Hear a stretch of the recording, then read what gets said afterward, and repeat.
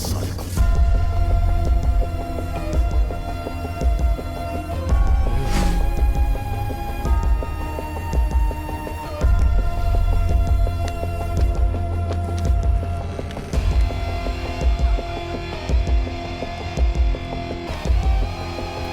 वो मेरा music system है। ये तो गया काम से। बता, जल्दी बता, कौन है वो कमीना? क्यों हाथ मिलाया उससे? मैंने पता लगा लिया सर। हाँ। वो उसका बॉयफ्रेंड नहीं है सर। हाँ। वो उसका मंगेतर है और जल्द ही दोनों की शादी होने वाली है। शादी? तुमने लव है अरेंज? ये मैंने नहीं पूछा सर। लव हो या अरेंज क्या फर्क पड़ता है? उसने मुझे क्यों नहीं बताया? किससे पूछकर हाँ की उसने? देखो देखो उसे कैसा लंगूर दिख रहा है, उसके लायक है ही नहीं वो। सर वो लड़की पेड क्रॉस चलाती है और लड़का रेड क्रॉस में काम करता तो है। क्या मैं टेलीफोन ऑपरेटर की तरह क्रॉस कनेक्शन लगाऊं?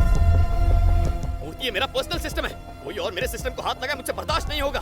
क्या खूबी है उस उल्लू में? वो एक अच्छा सिंगर है सर। तो क्या हुआ? इतना ही नहीं, बहुत अच्छी बांसुरी भी ओह। बजाता है, स्टेज पर बजाता मैं भी है। लोगों की पुंगी बजाता हूँ ना। मूर्ति को चिल्लात करो, आज एक खास म्यूजिकल नाइट अरेंज करके इसे चीफ गेस्ट बना दो। कुछ करो मूर्ति। हाँ करता करो। हूँ। कॉल करो इसे। कुछ करता हूँ आज इसका गेम बजाऊंगा। हाँ।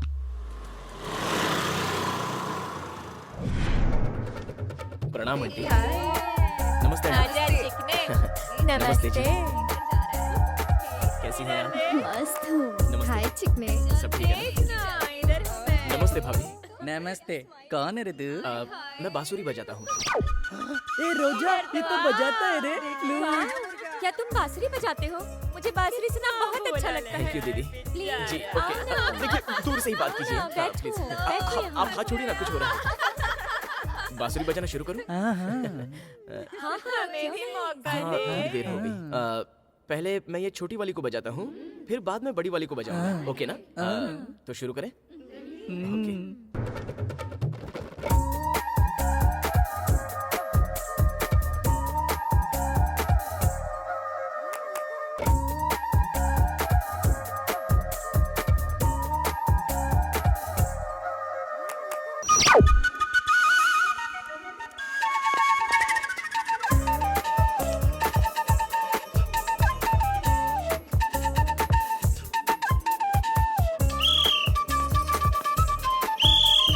जमाइला, तू क्यों आला?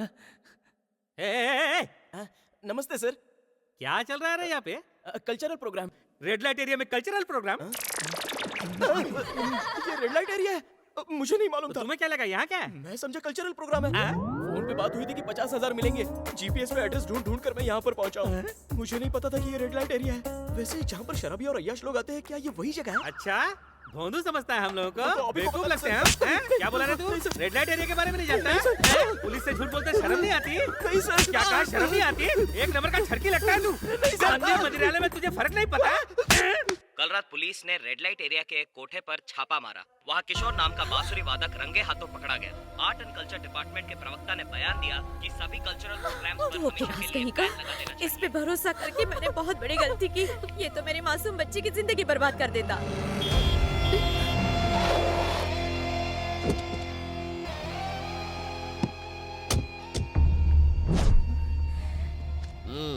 जो हुआ उसे भूल जाओ।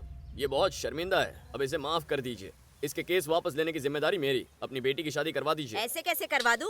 मुझे तो लगा था ये मेरी बेटी के साथ डुएट सॉन्ग पे नाचेगा, लेकिन इसे तो आइटम गर्ल्स के साथ में नाचने का चस्का लग गया है। इससे शादी करवा दूं? आप मुझे गलत समझ रही है सासू माँ। मुझसे तो कहा गया था वहाँ पर कल्चरल प्रोग्राम है और पेमेंट भी अच्छा है। अच्छा, रेड लाइट एरिया में कल्चरल प्रोग्राम हाँ, था? सासू माँ। और आधी रात में तेरे को पेमेंट कौन देता रे?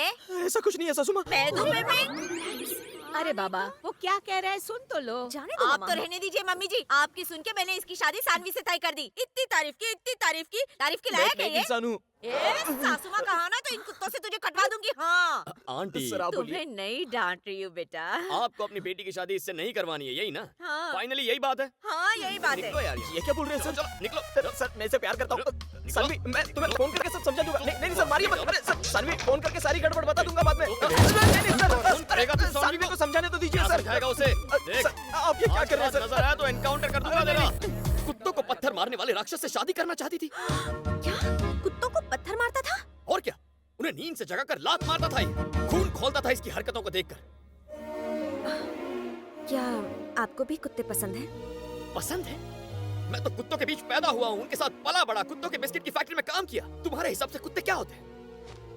जो बिना किसी स्वार्थ के हमसे प्यार करे वो होता है एक कुत्ता। अरे अपने साथी कुत्तों से ज्यादा वो इंसान से प्यार करता है। हम कर सकते हैं ऐसा? हम तो इंसान में कुत्ते ढूंढते फिरते हैं। सबको कुत्ते जैसा पति चाहिए जो पत्नी की गालियां और लात खा सके, कुत्ते जैसा ड्राइवर, कुत्ते जैसा नौकर। अरे कुत्ते घर की रखवाली 24 घंटे करते हैं जैसे तुम्हारी ये दादी करती है। तारीफ कर रहे हैं या ताने मार रहे हैं? मुझे कुत्तों पर इस दुनिया में सबसे ज्यादा भरोसा है।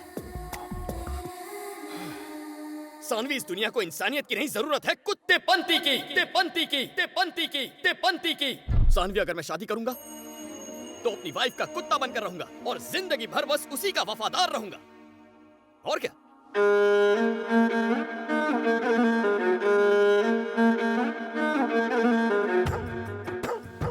सर, मुझे और कितने चक्कर लगाने होंगे? हर रोज मैं बताती हूँ कि मेरी बेटी लापता है, पर पुलिस कुछ करती क्यों नहीं?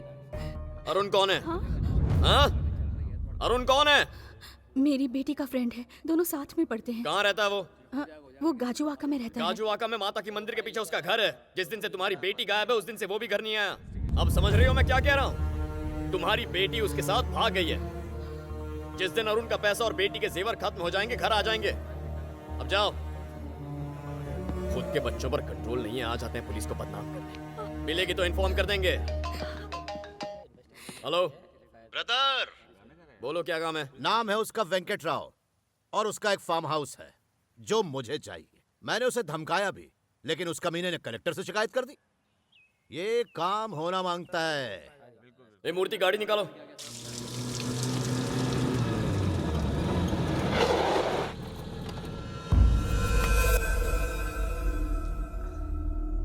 वेंकट जी, ये प्रॉपर्टी कब खरीदी? तकरीबन 25 साल हो बाप रे, तब ये घर कितने का पड़ा? 2 लाख।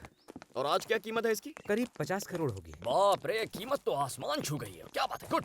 वासु इसे खरीदना चाहते हैं, बेचते क्यों नहीं? साहब, वो मुझे धमकाकर इसे 50 लाख में खरीदना चाहते हैं, लेकिन आपसे सच कहता हूँ, इसे मैंने अपनी पोती के लिए रखा है। पोती को तो उसके पापा से भी बहुत कुछ मिल जाएगा, आप क्यों टेंशन ले रहे हैं?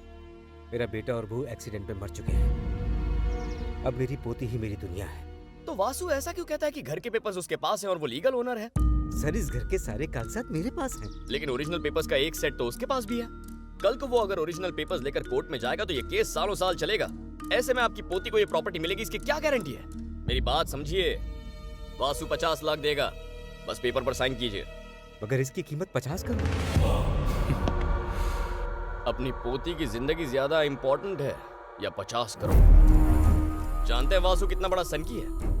अगर उसने आपकी पोती को किडनैप कर लिया, कहीं छुपा दिया तो, उसे जान से मार दिया तो? क्यों टेंशन बढ़ा रहे हैं वेंकट जी? पेपर पर साइन कर दीजिए। मेरी बात की सीरियसनेस को समझने की कोशिश कीजिए। साइन कर दीजिए। सर, आपकी पोती को किसी ने किडनैप किया है। कहा था ना आपसे ऐसा कुछ हो सकता है। मार देंगे आपकी पोती को। वो उसे कुछ हुआ तो ना आप कुछ कर पाएंगे ना मैं कुछ कर पाऊंगा। ऐसी प्रॉपर्टी किस काम की जो आपकी पोती की जान ले ले? आप अभी साइन कीजिए, मूर्ति पेपर ला, साइन कीजिए। सर सोचिए मत, साइन कीजिए। वेंकट जी, मेरी बात की गहराई को समझिए। उस लड़की की जान बचानी है या नहीं? साइन कीजिए।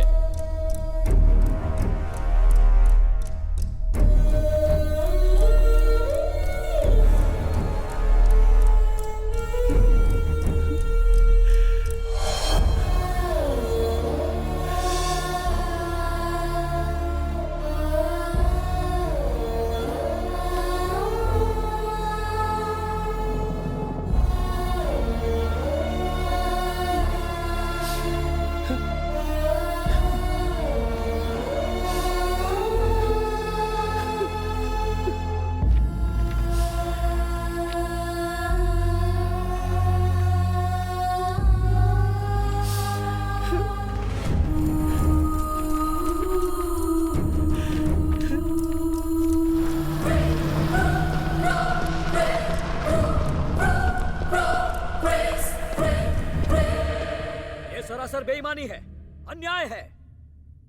उस बूढ़े इंसान से उसका सब कुछ छीन लिया आपने। इससे तो अच्छा होता आप उसकी जान ले लेते, मार देते उसे जान से।